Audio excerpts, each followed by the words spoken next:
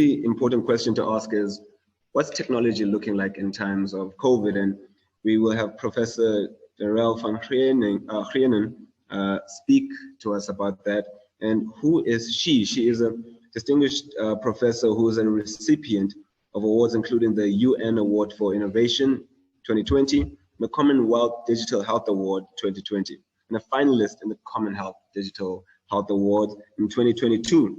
Honorary positions include a Lifetime Fellow of the Discovery Foundation for Rural Health Innovation, Honorary Professor at Amity University in India, and an Extraordinary Professor of Tensia Research Unit, Northwest University.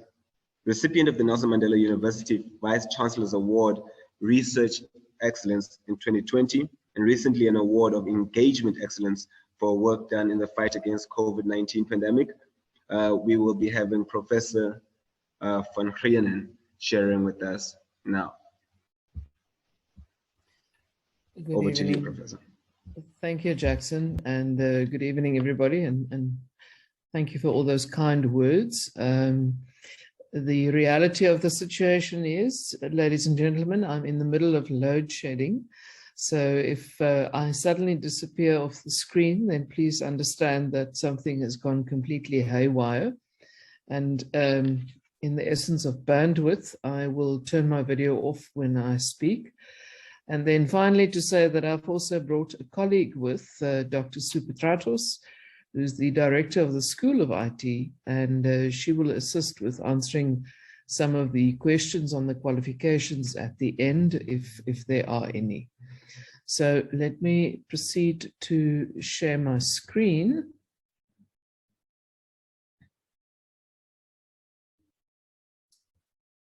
Good, let me stop the video. So I'm going to talk a little differently to what Professor Greunen has done. And the title of my talk is Tech Careers in a PC World. So PC in this particular instance is not that of personal computer, but a post-COVID world. Also, just in the essence of time, there's some of the aspects that he's touched on that I'm not going to repeat. So I will just stick to some of the basics. So I want to say that in whichever capacity you are here this evening attending this event, if you are still considering your degree options, or whether you are part of the class of 2022, or maybe you've left school already and you want to return and do further studies, there is this new normal that we all know everybody refers to and that has become part of our lives. So the question that I want to put out there is, how do you set yourself up in terms of the new normal in this post-COVID society that we are living in now? So I think it's important to remember that there are many things that we don't know yet about how we will move forward in this world. As you well know, that we are still in the midst of the pandemic, and life certainly will not return to what it was before we entered into this pandemic. So that is probably about the only certainty that we have. The other thing that comes with that is, as Professor Greunen highlighted some of the careers that are available, there are also some very new opportunities that have presented themselves during the time of COVID. And he briefly referred to data science as one of the buzzwords, and I will touch on 2 or 3 others as well. So I think what is important to note is that a few novel job opportunities are arising. And of course, then, as Deloitte says, by 2030, 2/3 of the jobs that will be available in the job market then will also be made up of soft skill intensive occupations. Now, soft skills meaning leadership, communication, writing, emotional intelligence, etc. So it is important to note that we are moving into a slightly more holistic environment to what we have been up until now. So when selecting qualifications and future careers, it's important to keep those aspects in mind and to think about also how you will develop the softer skills that you would require in time to come. So as we start looking at the technical academic qualifications, I know there are lots of buzzwords that have been flying around before the coronavirus pandemic. Things like artificial intelligence, machine learning, data analytics, cloud computing, and all of those terms, they've been growing rapidly over the years. And in this very short space of time, in the time of COVID, these have become really, really important and essential in our society amid the current global health crisis. Now, I have done a lot of work in the space of healthcare, and I can assure you that artificial intelligence, data analytics, data science, cloud computing is certainly here to stay and not going anywhere anytime soon. So we've seen that the demand for this has grown exponentially. But of course, just keep in mind what Prof. Greunen has said, that somewhere along the line, someone still has to write the basic code to support this. And yes, in the marketplace, there's a lot of push for low code, no code development work as well. And as much as that has a place, we have to remember that the basic coding still remains essential. You need to have the critical analytical skills in order to understand how everything fits together.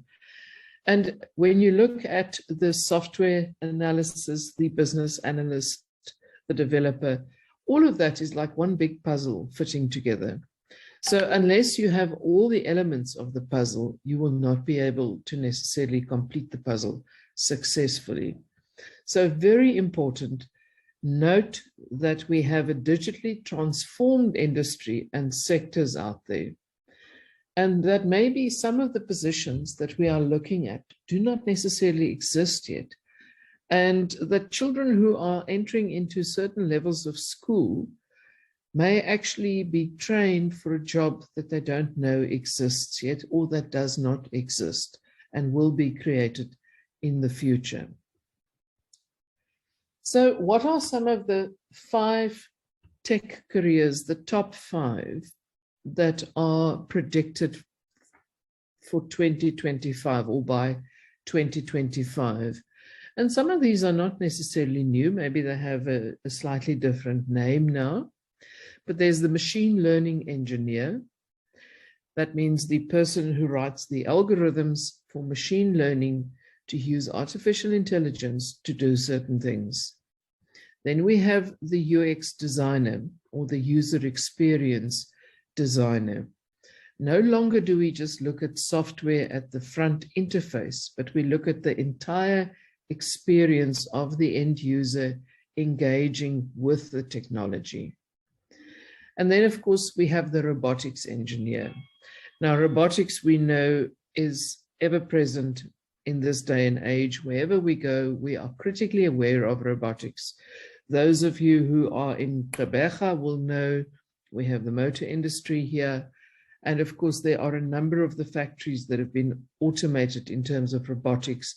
And there are many other things that are being done using robotics. Data scientists, what would we have done in the time of COVID without data? Data has become a key element, a key portion of our lives. And then, of course, cloud engineers.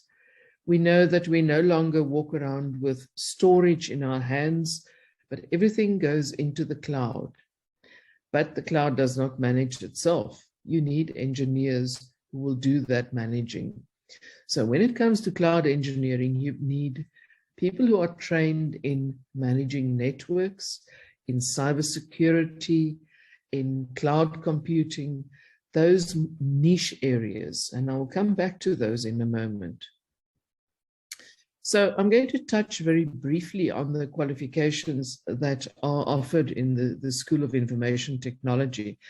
And just to say that I think any person coming to Mandela University, whether you go into computing sciences or whether you come into information technology, you have the broadest array of qualifications to pick from.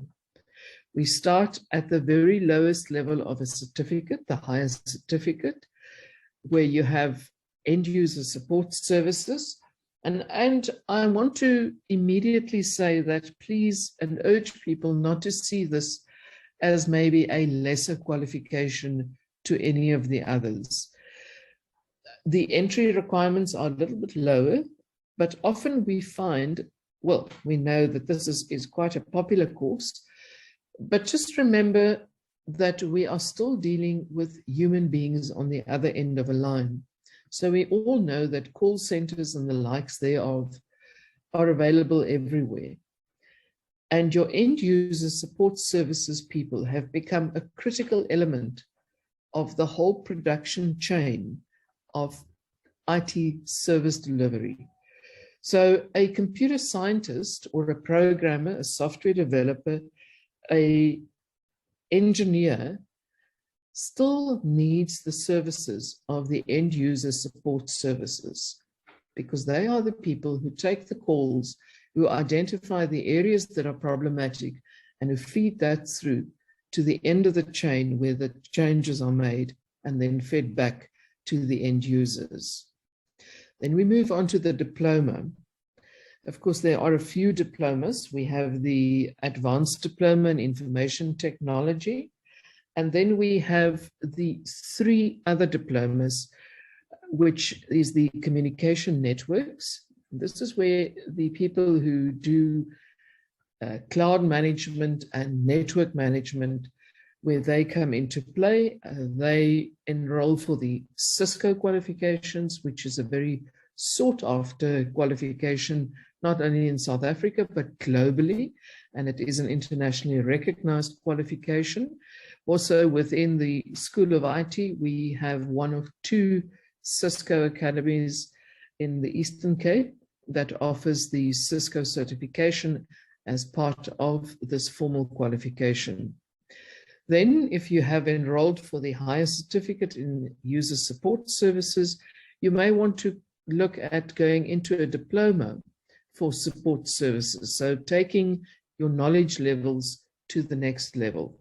So maybe just also to say that the higher certificate is a 1-year qualification full-time, and it's offered in Gqeberha, but also at our George campus. The diploma is a 3-year qualification. So then we have also the 3rd option, or the 4th option in terms of diplomas, is that of software development. So maybe just to differentiate between the BSc computer science or the BCom computer science, and we often get the question, what is the difference between these qualifications? If you come into the diploma in the School of Information Technology, you focus on IT only. So it's a single discipline qualification. When you go into computing sciences, you have 2 majors. As Prof. Greunen has explained, it could be in the Faculty of Commerce, the Faculty of Science. And I want to say also that in the times that we live in, please do not think that it is not necessarily possible to combine 1 or 2 other disciplines with one of those as a major. The qualifications are becoming far more holistic, and therefore we're catering for a far broader audience than what we used to in the past. And then finally, there is the Bachelor of Information Technology, which comprises completely and totally of IT subjects only. So for the entire duration of the qualification, no other disciplines, just IT. So if we just for a moment stop and look at what happens also in the School of IT beyond the qualifications, because there are opportunities within our qualifications to also get involved in other aspects of the academy. That is the Cisco Academy Support Center, as I mentioned. Part of the diploma courses is to allow people to formally register for the Cisco certification. and there are multiple levels of that.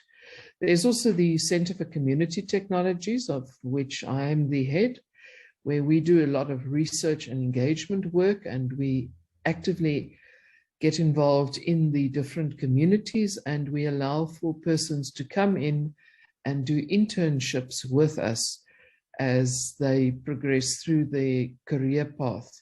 We try and encourage internships only beyond the first qualification to ensure that there's not a conflict of interest between qualification and learning work and then focusing on the internships. But we're currently running a number of internships, not only strictly IT. They have some elements of business, some entrepreneurs, agriculture, etc. So many different opportunities. And then we also have our Center for Research, Information and Cybersecurity, which focuses on cybersecurity per se, but that is more research oriented. So if you decide to do postgraduate studies, then that would be a place to go.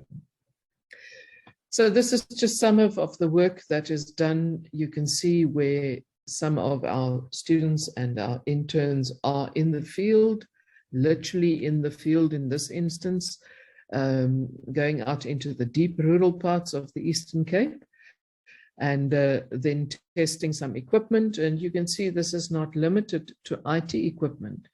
And remember, I want to emphasize again what Prof. Greunen said. IT, or computer science code, let's call it code, is the glue that brings everything together. So very important here, you see some agricultural sensors, there are some satellite dishes, solar panels, etc. And somewhere in all of this, there's some code involved as well. So I thought I found a very useful video clip recently that was produced in Scotland, talking about skills 4.0 and how to thrive in the future. And I thought maybe if you're still not quite sure of what to do or where to go and how to shape your future, maybe this is worth watching, and it will give you some idea of where to take your course of action in going forward.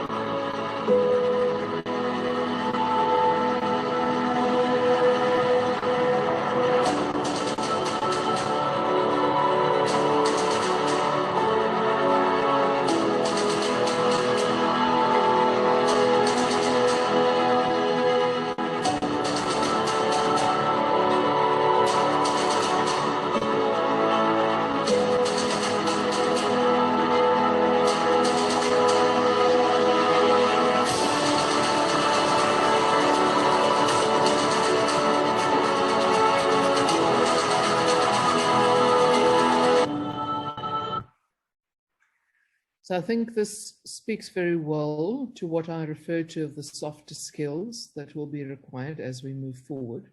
So let us focus on that. Remember, manage the now, connect the world, and create our own change. So ultimately, what you need to decide is which qualification you are going to enroll for so that you can use your technology skills to secure a smarter future for yourself and the generations after you. If you're interested in knowing more about the qualifications in the School of IT, there are all the contact details, and there's also the admission slides, etc.